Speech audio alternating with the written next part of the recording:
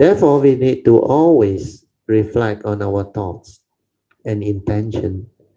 How are we making use of our life? Are we progressing diligently in the right direction? Only in this way are we truly spiritual practitioners in a place of spiritual cultivation. So this one you really have to reflect off and on.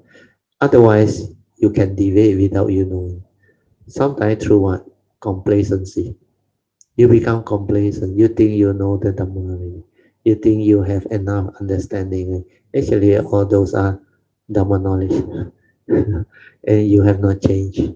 Most of the time, the cultivator, they don't know. They have not changed. To them, they may even have the beautiful thought, hey, maybe I sotapan already, or sakadagami already. Or if I put in a bit more hard work, anagami got chance. Then a lot of them believe they are arahant already. Oh. So all this depend how you create your fantasy.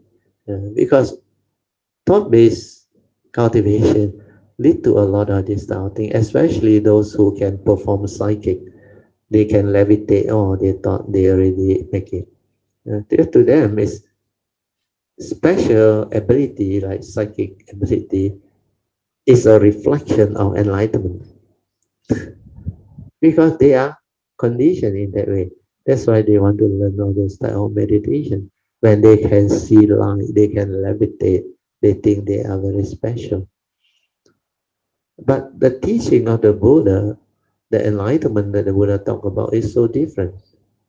It's about development of wisdom, nothing else, so that you are free from suffering, so that you don't have to suffer. It's not all your psychic ability or special ability. You are born supernormal, so what? Do you suffer? If you still suffer, means you don't understand life. You don't have the Dhamma, you don't have the wisdom. You cannot cope with life. So, to understand the true teaching, it is very straightforward. When you are sincere, have the faith, you just reflect and contemplate. What am I doing? That's why the sampajana will keep you on the path. Clear comprehension. If you don't have the clear comprehension, you will deviate. And then the advice of the Buddha is very clear. Then his teaching, Noble Eightfold Path, is very clear. If you don't have the embodiment of the Noble Eightfold Path, you are not the enlightened being that the Buddha talked about. Where his meditation is Noble Eightfold Path. If you develop the understanding of this Noble Eightfold Path, have the embodiment of the Noble Eightfold Path factor, and then you are an Arya. You are an enlightened being. But you don't even have any of this Noble Eightfold Path factor, and you think you are enlightened. Yeah, so I wish you all the best. And you choose to be so gullible. You want to fantasize, you can fantasize. But the truth is the truth. What is most important is to give up the affliction in our heart. That one, a lot of people didn't realize. They thought it's very difficult to give up your wealth, your relationship, your whatever title and other thing. But actually, they never really reflect within. Your affliction, your suffering, your fear, your delusion. That one is the one that you have to root out. That one, without wisdom, you cannot root out. It's not a question of give up. They use the word give up. You cannot give up one no. I don't want to get angry. I don't want to have affliction. You don't want, but without wisdom, you will get yourself entangled. So it's not like you already own this thing, you want to give it up. No. Your anger is a defilement, born of delusion. Your affliction is a defilement, born of delusion. So how can you, like materialistic, I give it up. Then I no more suffering. So easy, no need to cultivate. So when it comes to cultivation, it's not giving up. So here he's trying to give an analogy. What is most important is to give up your affliction. Means to really root out your ignorance, your delusion, to develop wisdom. You should change it. Yeah? Otherwise, the affliction cannot go on. The teaching expounded by the Buddha can be applied by every Buddhist disciple, lay or monastic. Very true. We can uphold and cultivate them anywhere, anytime. But have we etched the teaching in our heart or mind? And that one very important. So that we are able to apply them in our life. You know what is etched or not? Yeah? It's like very stable already, etched inside there already. But of course, you do it physically, no use. Means that teaching becomes so clear, so stable until it's part of you. Can never be a part of you. That's why the wisdom is like that one. You can never lose it on. When you awaken to it, when you have the understanding, it's with your nature. You can never lose it on. You don't have to put on the memory there and remember. No. Oh, this one I must remember. Oh, this is anicca dukkha anatta. This is a theory and all that. Like all the essential dhamma. You go and commit to memory. No use. The understanding part. The moment you understand is yoniso manasikara, wisdom at the moment of sense. So this wisdom, it will manifest at the moment of sense. If it cannot manifest at the moment of sense experience, you cannot deal with life. Means every moment of seeing, hearing, smell, taste, tactile, or thought process. Straight away, that Dhamma that you have contemplated, reflected, and the understanding will surface. That you will know how to deal. Rupang anichang, rupang anatta. You straight away no longer deluded. Then sometimes all the important sayings that I share with you all is also a very powerful Dhamma. Like I always say, what I developed through after hearing from some of my teachers, especially Ajahn, it's only mighty nature rolling by. Understand? No? Come and go, no reality. Everything is just the way it is. It's only another way of putting it. Then, like the Buddha say, whatever that arises, there are causes and conditions. And that itself is so much wisdom, you know, so profound. Means whatever that happened, that is the reality. You cannot change. Where the causes and conditions are re-established. That's why you have to be at peace. You can never do it your way. One thing's your way, react to it and become miserable. A human being's problem is they cannot accept what happened.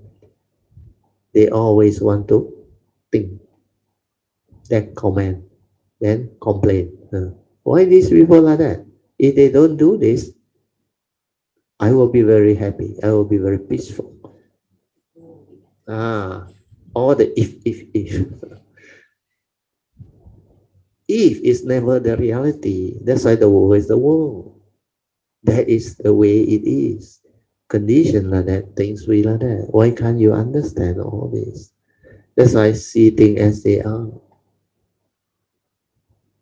Ability to realize this profound yet rather direct, simple wisdom can actually help you to actually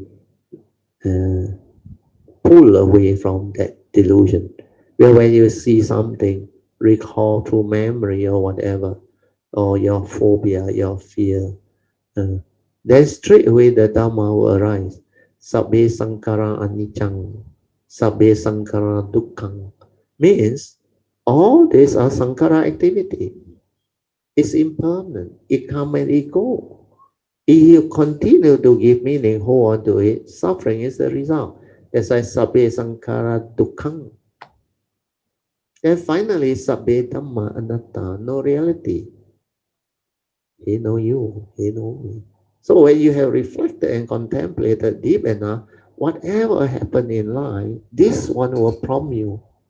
Sabbe sankara anichang, sabbe sankara dukkhang. And you don't even want to think. You're wasting time. Understand? Then later on you realize sabbe dhamma anatta. He know you, he know me, empty. Then I go and zheng for what? Fight for what? Compete for what? Argue for what? Wanting to be right for what? Understand? Especially the last part, Sabbe Dhamma Anatta. I always use the word Anatito. Very nice. So, Ajahn Buddhadasa used the word Anatito. It's actually Anatta. Anatta means non-self, not you. He know you, he know me. They're empty because it's impermanent, it's non-self, it's empty. Towards the end, whether whatever happened, it's just within that moment, within that moment, within that moment, it's gone. Dead and gone, dead and gone. As real as can be is the present moment. When it arises, it is not stable. Immediately it ceases. Then the next moment arises. And that is the only reality, highest in line. But then, each and every of these moments arise and pass away, then you still deludedly believe there is continuity. You give meaning. That's why you recall through memory, you were born, you were so and so, eh? Who raised you, your parents, then how you become successful, who you marry, who your children. Then you entangle all this other stuff. It's actually a chain of thinking, thought process, the way you perceive you as very real. That so-called form in mind. That's why I like the Mandarin song 往事只能回味. That was very beautiful. You can only recall through memory whatever that has happened. Because we cannot deny that we were born into this world and we have gone through life until now. Maybe for my age is 67 years. I cannot deny that I existed. There is some form of reality. But when I ask myself this question, is it real? Is my life real? I cannot deny I was born, I experienced all that. But anything tangible or not? Anything real? Nothing, is it? Because this moment is this moment already. That all those things is dead and gone. You understand? No? As real it can be, it's only within the moment when it happened. If nobody remember, nobody recollect, your whole identity is gone. Do you understand?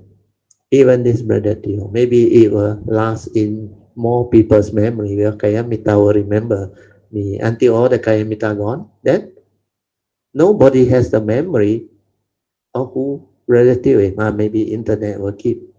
You go and search the new generation. Hey, who is this brother Tio? Who is this bro? They go to the website. Oh, he got this website. Yo, who the hell is he? Nobody knows you. But those who interact with me, they will know. That's how. What you understand is different. That's why each and every one of us, when we have the affinity, where we are there, we experience different things.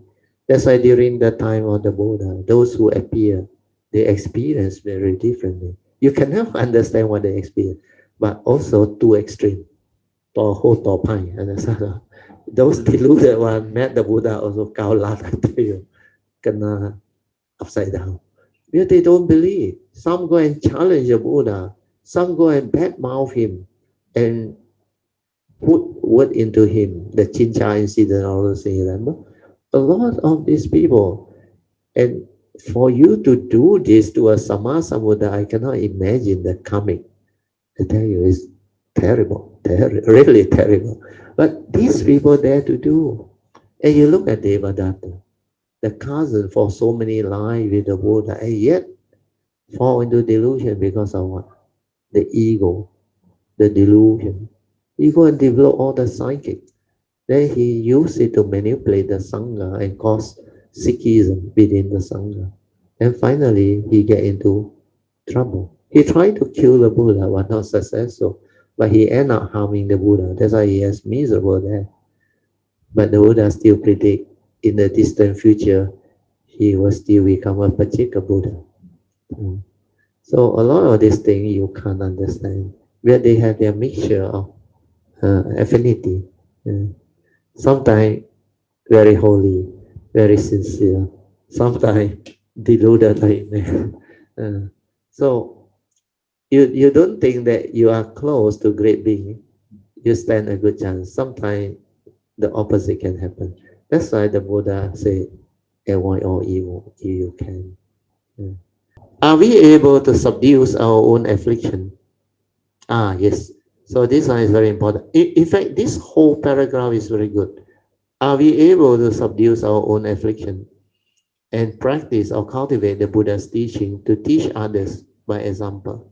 Very good. As we live in the world, no matter where we go, if we can always contemplate and reflect on ourselves, then can we engage in spiritual practice anywhere and everywhere? If we can keep the Buddha Dharma of teachings in our heart, and then our own mind become our spiritual training ground. This is what you should do. Huh? If you have the teaching etched in your heart, this it has become a part of your nature. Then your mind will become your spiritual training ground. That is where you cultivate. You cultivate with the true mind to observe clearly what the mundane mind do, to observe clearly who are you, what are you, so that you understand what is going on. It is through unfolding the secret of the mundane mind that you learn and you awaken. Means self-knowledge. That is the true cultivation. Without that silent mind, the true awareness nature to observe, to see, and to awaken, you cannot learn. That's why thought-based meditation can only give rise to knowledge. You cannot learn. The real learning is through observation, silent awareness. That's why without that true mind, you cannot start. Sinh Wei根Pen. That's how you start your cultivation. Starting from mind.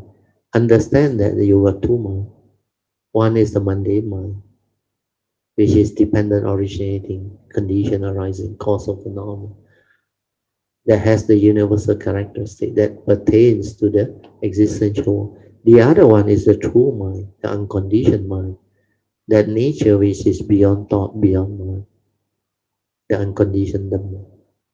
So that one you have to realize. Then from there, use it to cultivate, to observe, to awaken. Then only the cultivation become perfect.